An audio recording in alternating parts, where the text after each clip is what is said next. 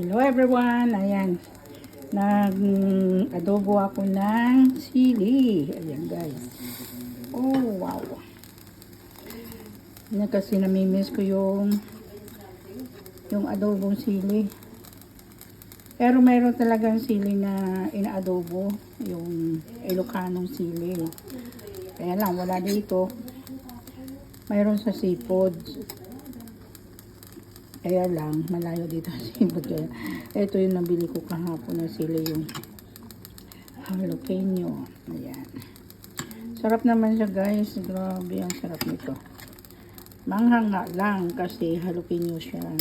Hindi siya yung Ilocanong sili talaga dun sa Olongapo. Yung nabibili ko na inaadobo ko. Hindi talaga siya pang-adobo talaga yun guys. Kaya lang, no choice ako. Kaya gumawa ako ng adobong sili dito sa amin. Okay, tingnan ko. Nilagyan ko lang ng sarap. Sarap ng sabaw. Nilagyan ko ng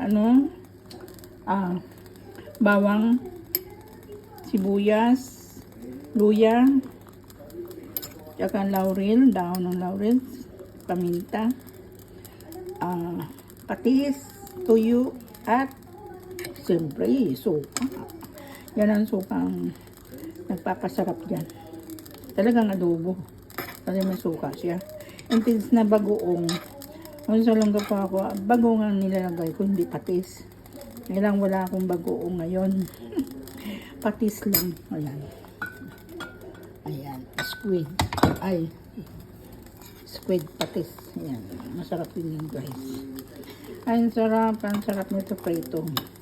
May magluluto ako ng pritong tilapia. Ayan. Masarap. Okay. Yan na naman ang ating recipe today.